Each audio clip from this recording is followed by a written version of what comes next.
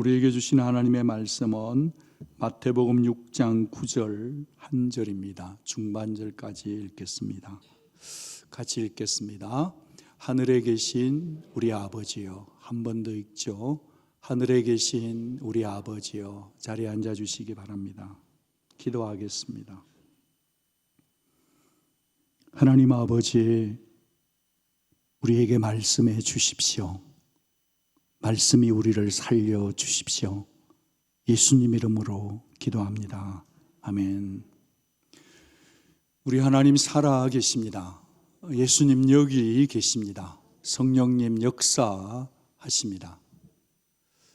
종교개혁가 마르틴 루터는 이 땅에 존재하는 가장 숭고한 기도, 그리고 인간이 생각할 수 있는 최고의 기도는 주기도문이라 했습니다. 예수님께서 친히 올바른 기도를 가르쳐 주셨기 때문이죠. 우리 예수님께서는 기도해라 했다, 좋은 말 할 때 기도해라, 그렇게 다그치지 않으세요. 오히려 올바르게 기도할 수 있는 것을 섬세하게 따뜻하게 가르쳐 주시죠. 자, 주님이 그렇게 완벽하게 기도를 가르쳐 주셨다고 해서 우리가 굳이 주기도문을 그대로 카피 앤 페이스트 할 필요 있을까요? 없습니다. 주님이 기도한 이 형식대로만 기도해야 될까요? 그것도 아닙니다. 하지만 성도는 기도를 할 때 예수님이 가르쳐 주신 기도의 문, 그 기초 위에 기도해야 해요. 주기도문은 우리의 기도의 방향이고 우리의 기도의 모범이고 우리가 무엇을 기도해야 될지를 가르쳐 주실 뿐 아니라 우리가 기도하는 분이 도대체 누구냐, 하나님을 정확하게 가르치기 때문입니다. 여러분, 주기도문의 시작은 내용으로 그냥 바로 돌진에 들어가지 않습니다. 주기도문의 시작은 내용으로 뜀박질해서 뛰어들지 않아요. 호흡을 가다듬죠. 그래서 기도의 내용을 폭발하기 전에 먼저 호칭을 주님은 가르쳐 주세요. 사람들 사이에도 호칭을 딱 들어보면 관계를 알잖아요. 선생님, 매니저님, 의사선생님, 교수님, 그러면 관계가 이렇게 입증이 되듯이 하나님과 우리 사이에도 관계가 설정될 수 있다. 호칭으로 시작된다, 그런 말입니다. 때때로 우리가 기도의 자리에 앉다 보면 오늘 뭘 기도하지? 어떻게 기도하지? 막 부르짖어 기도할까? 아니면 침묵할까? 아니면 그냥 조용조용히 기도할까? 그런 고민이 자신의 삶이 처한 현장에 따라, 감정의 선을 따라 고민이 되기도 해요. 물론 그것이 중요하지만 그거는 세컨더리예요. 그거는 본질은 아니고 프라이머리는 아니다, 이 말이에요. 그러면 우리가 기도를 시작할 때 가장 중요한 게 뭘까요? 그것은 내가 기도하는 하나님과 나와 사이의 관계가 중요하다는 겁니다. 그 관계를 깨달아야 돼요. 그래서 습관적으로 기도하기 전에 먼저 그분이 내게 어떤 분인지를 생각하고 마음으로 그분을 바라보며 기도해야 된다는 겁니다. 여러분, 우리가 기도하는 하나님은 누구시죠? 우리 아버지십니다. 아버지십니다. 구약 시대에는 하나님께서 이스라엘 백성을 부르셔서 너희는 내 백성이다 그러면서 약속을 하셨어요. 나는 너의 하나님이 되고 너희는 내 백성이 되리라 하셨어요. 이것이 언약의 사상에서 나온 것인데 창세기부터 요한계시록 끝까지 하나님이 우리 아버지가 되시고 우리가 그의 백성 되는 것은 언약, 커버넌트예요. 바로 이것이 성경 전체를 뚫고 가는 핵심이에요. 이 일을 이루시기 위해서, 이 언약을 성취하기 위해서 주 예수님이 이 땅에 오셨지 않습니까? 그 약속대로 하나님의 백성인 저희들을 불러서 예수 믿는 자는 누구나 다 하나님의 백성, 하나님의 자녀, 하나님의 신부로 삼아주신 줄 믿습니다. 그래서 우리는 이제 하나님을 아버지라 부를 수 있어요. 하나님이 어떤 분인지를 아는 것이 기도하기에 굉장히 중요합니다. 여기에는 세 가지 진리와 사실과 팩트가 있어요. 첫째는 하나님이 누구신가? 우리 아빠, 아버지예요. 둘째는 하늘에 계신 아버지예요. 셋째는 뭘까요? 우리 아버지예요. 여러분, 기도의 시작, 아버지를 부르는 세 가지 고백 중에 그 첫 번째는 말이죠, 아빠, 아버지이세요. 친근한 아버지이십니다. 질문이 있습니다. 주기도문을 시작할 때 이 내용 중에 첫 번째 단어는 뭐죠? 목사님, 너무 쉬운 걸 물러. 한글로 보면 하늘에 계신이에요. 영어로 보면 Our Father이니까 우리예요. 헬라어로 보면 어떻게 될까요? 헬라어는, 아람어는 제일 중요한 것을 맨 첫 번째 딱 자리매김하는 특징이 있어요. 주기도문의 원어 헬라어를 보면 그 첫 단어는 바로 아버지를 뜻하는 뭘까요? 파테르입니다. 여러분, 이 파테르는 예수님께서 그 당시에 사용하던 일상이었던 아람어 아바를 그대로 번역한 것이에요. 이 아바는 어린아이가 아버지에게 다가가는 친근한 단어예요.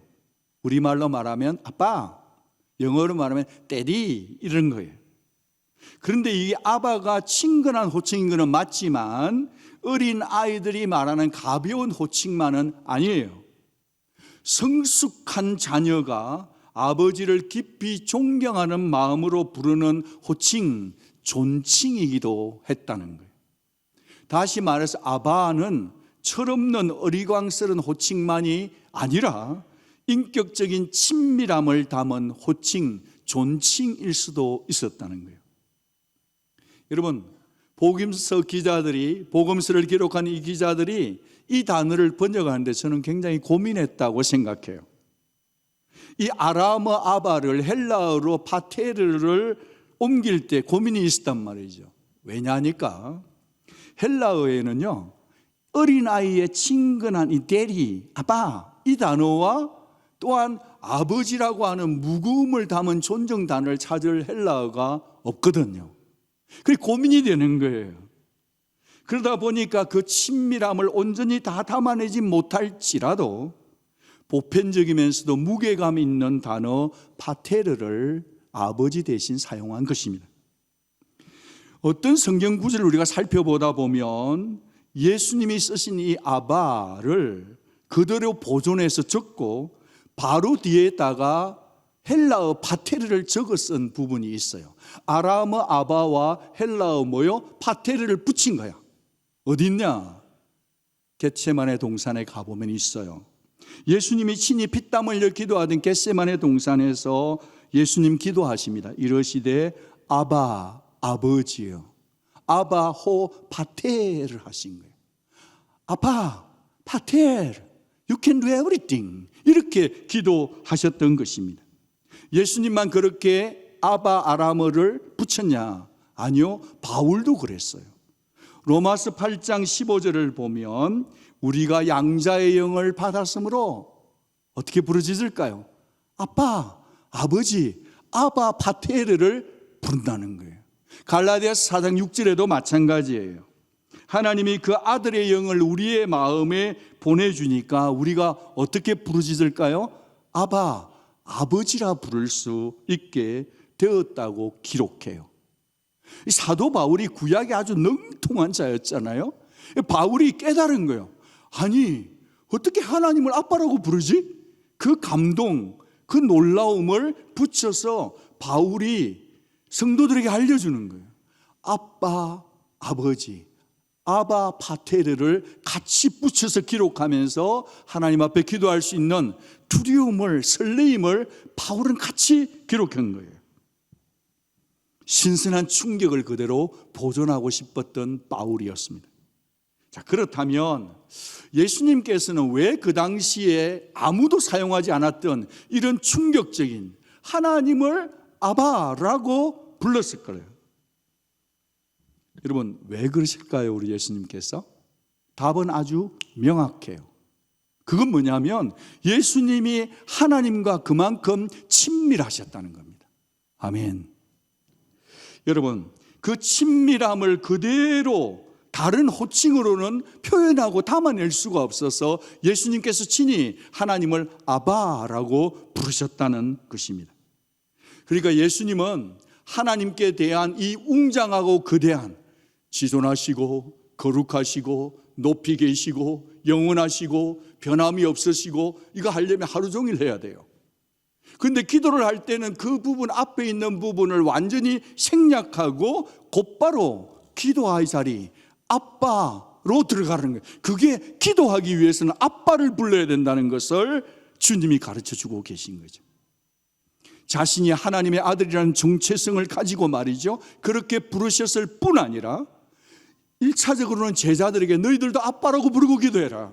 그리고 오늘 우리에게도 2026년 오늘 이 시간에 이 자리에 예배하는 성도들에게도 너희들도 하나님 앞에 기도할 때는 아빠 아버지라고 부르고 기도하라고 가르쳐 주고 계신 줄 믿습니다.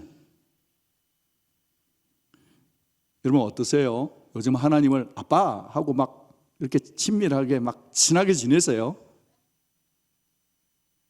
요즘 여러분 하나님하고 얼마나 친하세요? 여러분 사람마다 마음속에 품고 있는 하나님에 대한 이미지가 있어요. 근데 제가 목회를 하다 보니까 상당히 많은 분들이 하나님 아버지에 대한 개념을 자기 육체의 아버지, 자기의 친정 아버지, 자기의 아버지와 굉장히 미묘하게 연결시켜서 하나님을 생각하더라라는 겁니다. 아주 묘해요. 맞물려 가더라는 거예요. 여러분은 여러분의 육신의 아버지, 육체의 아버지를 떠올릴 때 우리 아빠 진짜 짱이야. 우리 아빠는 큰 산 같았어요. 어떤 위기가 있어도 걱정 마라, 아빠가 지킨다 그러면서 다정하고 용돈도 많이 주는 아버지도 계시겠죠. 또 어떤 분들은 아빠를 생각하면 왠지 마음이 아파, 왠지 마음이 아려. 아빠의 실수한 것이 용서가 안 돼. 또 어떤 분들은 아빠가 너무 멀어, 너무 무서워, 너무 엄격한. 또 어떤 분들은 아버지 하면 너무 무덤덤하게 와닿는 분도 상당히 많이 계신다는 거예요. 이 땅의 아버지는 이런 한계가 있지만 여러분, 이 땅의 모든 아버지는 한계와 약점이 있고 연약함이 있지만 여러분, 그러나 우리 하늘 아버지 아바 아버지는 우리를 한결같이 돌보시는 분인 줄 믿습니다. 우리에게 가장 좋은 것을 주시는 하나님 아버지이십니다. 잊지 말아야 합니다. 우리 하나님 아버지는 절대 무관심하지 않으세요. 우리 하나님 아버지는 절대 얼음처럼 차갑지 않으세요. 마침내 십자가 고통을 대신 짊어지시기까지 무작정 무한정 사랑하신 분 우리 하나님 아버지신 줄 믿습니다. 같이 한번 읽어주시겠어요? 육신의 아버지에 대한 감정이나 상처가 어떠하든지 상관없이 예수 그리스도의 은혜 안에서 만난 우리 하나님 아버지는 우리 가장 가까이 계십니다. 우리 마음을 다 헤아리십니다. 있는 그대로 받아주십니다. 사랑을 아낌없이 허비해 주시는 아빠이십니다. 이 아빠 속에는, 이 아바 속에는 이미 하나님의 모든 감정과 뜨거운 감정이 다 녹아있는, 민글되어 있는 하나님 아버지심을 확인해야 합니다. 그게 기도의 출발이에요. 우리가 앞으로 기도를 할 때, 주기도문을 고백할 때마다 이 아빠 하나님을 날마다 새로운 설레임으로 만날 수 있기를 축복합니다. 그런데 60 이상들은 하나님을 아빠라고 말하면 약간 좀 억울, 당황스러워요. 제가 지금 저희 아버지 한국에 계신 93살 되신 아버지에게 전화해서 아빠 그러면 한드가 정신 차려 그러겠죠. 갑자기 또 우리 아들 태훈이가 전화를 해가지고 갑자기 무기를 딱 잡으면서 아버지 이러면 제가 야야 빨리 뭐 요구하는 거 얘기해, 뭐 용돈 필요해 이렇게 제가 얘기하겠죠. 그렇죠? 여러분 우리가 살아갈 때 말을 바꾸고 정서를 바꾸는 건 쉽지는 않지만 하나님 아버지에 나와서 우리가 살아온 삶이 있어서 그게 쉽지는 않다 할지라도 한 가지는 바꾸어야 돼요. 뭐냐? 그것은 예수님께서 하나님 아버지 앞에 아빠라고 들어갔듯이 저와 여러분 모두도 기도를 시작할 때 하나님 앞에 친근하게 아빠로 부르고 바로 돌진에 들어가는 은혜가 있어야 합니다. 그것만큼은 회복되어야 합니다. 아빠라고 부르는 어린아이가 그저 아빠라는 존재 하나를 전적으로 신뢰하듯이 레슬리슬리 트러스팅 하듯이 말이죠. 우리 손녀는 되게 용감합니다. 8, 9살인데 얘는 제일 좋아하는 게 암벽 타기예요. 언제나 암벽을 타요. 여기 왔는데 샌앤토니오 날씨도 더워서 집에 왔는데 뭐 갈 데도 없고, 할아버지 어디 뭐 갈 데 없어요. 그래 갔어요. 그러니까 이제 거기에 놀이터에 암벽 타기 하는 제법 높아요. 저기 십자가 꼭대기만큼 되는데 금방 올라가. 어느 새 올라간지 모르겠어요. 그런데 얘가 아빠 불렀으면은 우리 사이가 돌아볼 시간을 줘야 되는데 아빠 부르고는 뛰어버린 거야. 놀라주신 여러분 감사합니다. 제 손녀입니다. 얘 아빠 하더니 바로 뛰어버려. 공중에 떠 있어. 하는데 그 아버지 그거 참 무섭대요. 바로 뛰어가지고 걔를 받았어요. 저는 거기서 기도를 하나 배웠어요. 성도는 하나님 앞에 기도할 때 내가 이 기도하면 하나님이 좀 불편하실 거야. 요즘 하나님 은행 잔고가 부족해. 이 기도는 내가 드리면 곤란해. 이러면서 내가 계산해가지고 하나님 사정 봐주느라고 기도를 못하면 된다 안 된다? 그 기도 아니다. 기도는 아빠 불러놓고 무조건 뛰는 거야. 다 같이 한번 뛰어보겠습니다. 아빠! 그게 기도예요. 그게 하나님 너무 봐주지 마요. 뛰어요. 믿어버려요. 불러놓고 기도해요. 아멘. 그거 못하면 늘 빌빌대요. 사랑하는 여러분, 어린아이가 아빠 하나 믿고 그냥 무작정 뛰어내듯이 우리도 하나님을 신뢰하고 신뢰감과 자신감을 가지고 아버지께로 달려들기를 바랍니다. 이제 그런가 하면 말이죠, 하나님을 아버지로 부른다는 이 속에는 또 다른 의미, 큰 의미가 하나 있어요. 그게 뭐냐? 우리의 육신의 아버지가 우리 속에 기질로, 체질로, 습관으로 아버지가 많이 유전되어 있어요. 우리는 하나님의 형상으로 창조되었기 때문에 하나님 아버지의 DNA가 우리 속에 많이 이어받아져 있습니다. 어떤 분들은 가만히 보면 그 아들만 봐도 아버지가 누군지 대충 알겠어. 말투를 봐도 알아요. 얼굴로 봐도 알아요. 어떤 친구는 기침 소리만 들어봐도 알아. 또 어떤 것은 그림 그리만 봐도 알아요. 이름은 밝힐 수 없는데 아버지가 그렇게 걷는데 아들도 똑같이 걸어. 뒷모습만 보면 딱 알아. 아, 네 집 애구나. 사랑하는 여러분, 저는 가족 사진이라는 노래를 좀 좋아하는데 그 가족 사진 보면 이런 가사예요. 아빠를 닮아 있네. 뭐 그런 거 있잖아요. 유튜브 한번 틀어봐요. 그 굉장히 은혜돼요. 불효자식들은 눈물을 뿌리게 되어 있어요. 그 뭐냐? 우리가 나 아빠처럼 안 할래 해도 닮아 다. 무슨 말씀을 드리고 싶냐 하면 성도는 하나님 아빠를 닮아가는 거예요. 닮아야 되는 거예요. 세상 사람들 우리를 보면 저 사람들은 하나님 닮았구나, 닮아가는구나. 날마다 하나님 아빠와 친밀한 관계가 계속된다면 우리 삶을 통해, 모습을 통해, 우리를 통해 하나님 아버지를 보게 된다라는 것입니다. 기도의 시작 첫 번째가 아빠 아버지였다면 두 번째는 하늘에 계신 아버지예요. 이 하늘에 계신 아버지는 초월하신 하나님을 알려주시는 겁니다. 주께서. 여러분 한번 여쭙겠어요? 여러분 하나님이 하늘에 계신다면 하늘 어디쯤 계신다고 생각하십니까?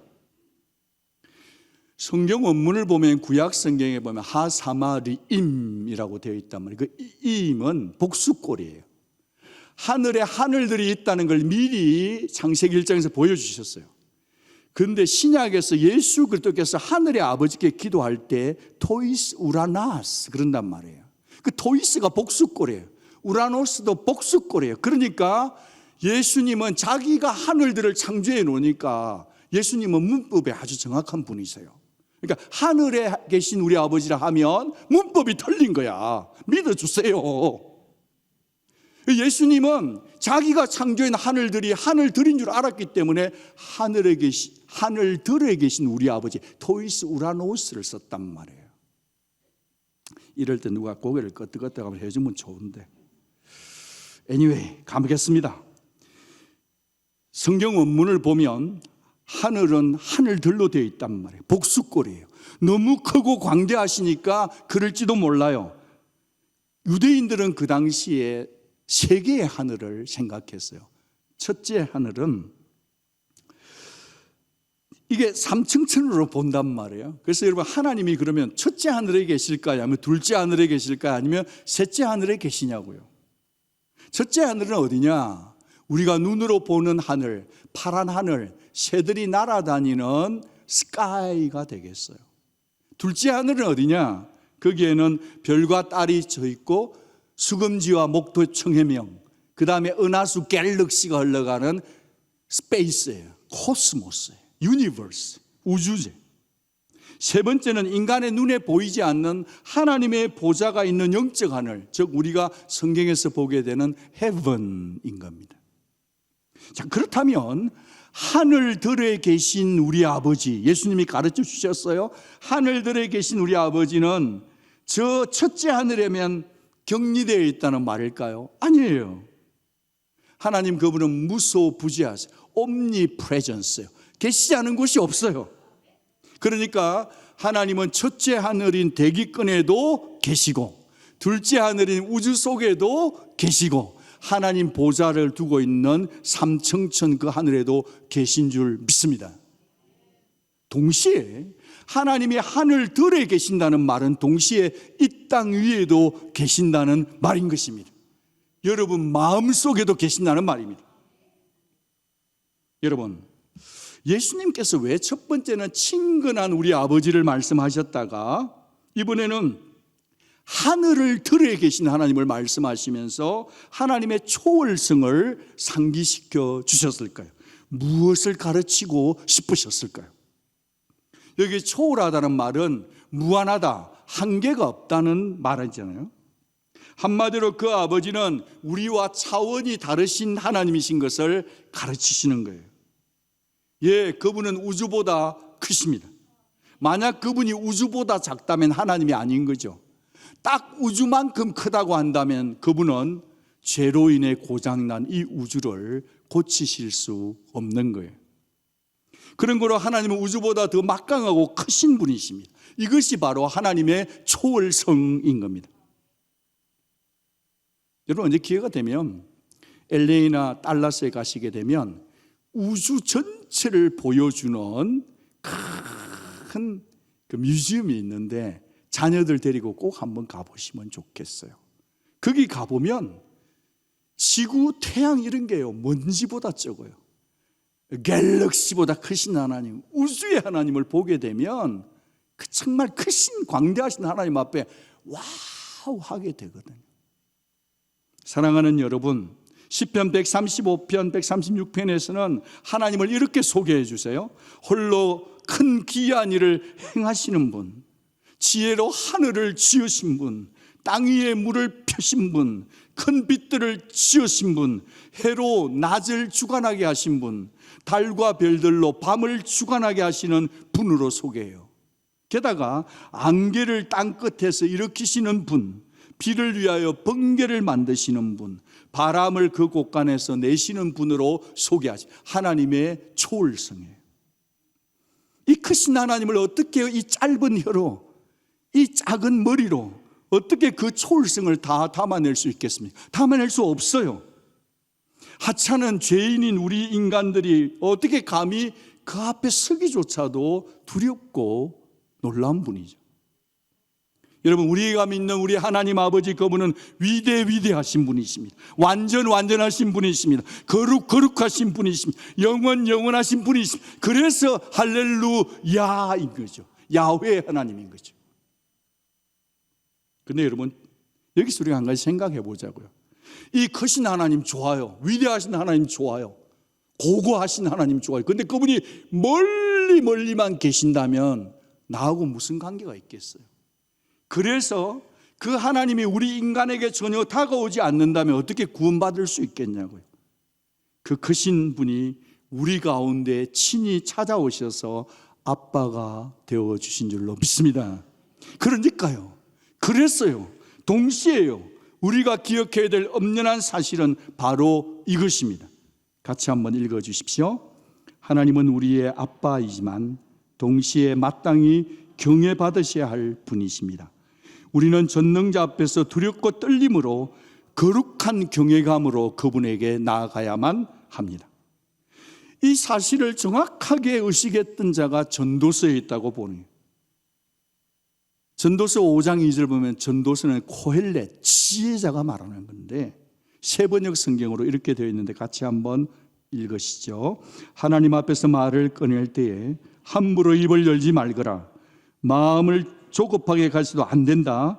하나님은 하늘에 계시고 너는 땅 위에 있으니 말을 많이 하지 않도록 하여라.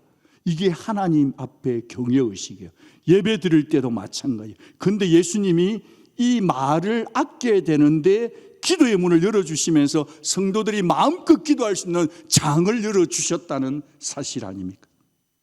그러니까 성도는 기도를 할 때 지금 내가 누구에게 말을 걸고 있는지를 염두에 두어야 되는 거예요. 내가 지금 누구에게 말을 거는지를 생각해야 된다, 이 말씀인 겁니다. 제임스 패크 목사님이 우리 개혁교회에서는 참 중요한 분이신데 그분이 이렇게 성도들의 기도에 대해서 일침을 놓았어요. 침을 놓은 거예요. 기도의 활력은 기도를 일으키시는 하나님에 대한 관점에 달려있다. 하나님을 시시한 분으로 생각하면 기도도 따분해지고 만다는 거예요. 우리의 기도가 요즘 별로 재미가 없어. 기도가 지루해. 기도하는데 시간이 안 가. 우리가 기도가 산만하고 따분해지고 있다면 우리의 기도를 들으시는 하나님을 놓치고 있었기 때문이라는 거예요. 여러분, 우리의 기도를 들으시는 분은 우리가 하기 힘든 일을, 어떤 일요? 우리가 하기 힘든 일을 부지런히 성실하게 이루어 주시는 분이십니다. 또 하나요, 우리의 기도를 들으시는 하나님은 우리가 할 수 없는 일들, 우리가 할 수 없는 임파서블한 일들을 반드시 도와주시는 초월자, 전능자, 위대하신 하나님이십니다. 성도는 이 두 가지를 가지고 인생을 스트러글링 하잖아요. 그렇죠? 하기 힘든 일, 할 수 없는 일 사이에서 고민하는 저희들인데 그 가운데 하나님이 계신 겁니다. 여러분, 우리가 이 하나님을 알고 믿고 주장할 때 우리의 기도 생활은 활기와 생명력을 띨 줄로 믿습니다. 우리 교회에 들어오다 보면 피시탱크 옆에와 들어오는 입구에 이 화분이 있어요. 어떨 때 보면 이 나뭇잎들이, 화초들이 탁 고개를 다 숙이고 있어요. 왜 그럴까요? 물 좀 줘요. 박 목사님 물 좀 줘요. 목말라요. 미안하다. 그래가지고 식당에 가서 큰 페트병에다가 물을 주고 갔다 오잖아요. 그 다음날 새벽 예배 오잖아요. 이 나무들이 있잖아요. 막 쳐박고 있던 자들이 딱 서가지고 목사님 오셨어요 하고 인사를 한다니까요.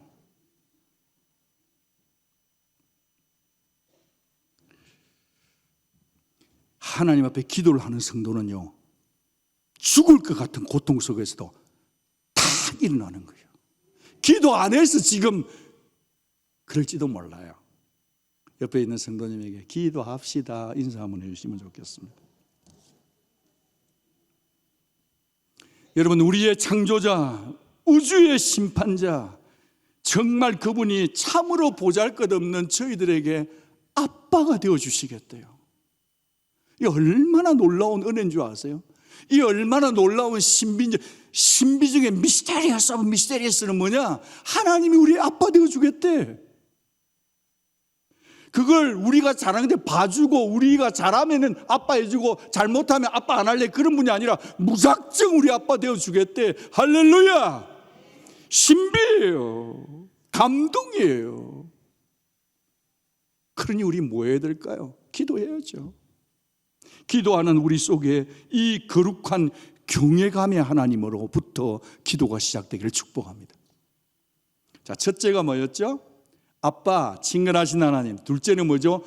초월하신 하늘들에 계신 하나님을 우리가 알고, 마지막 셋째는 우리 아버지세요. 공동체의 아버지예요. 왜 내 아버지가 아니죠? 왜 예수님이 내 아버지라고 안 하시고 우리 아버지라 하시죠?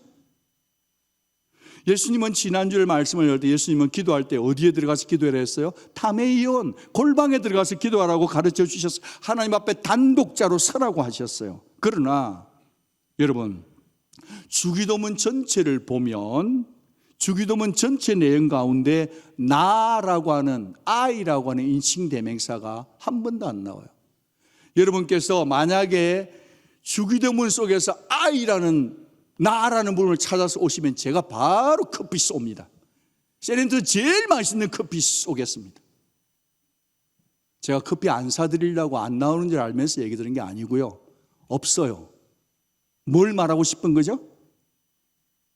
주님의 기도는 우리가 가르칠 때 개인 기도에서 끝나면 안 된다는 걸 가르쳐 주는 거예요.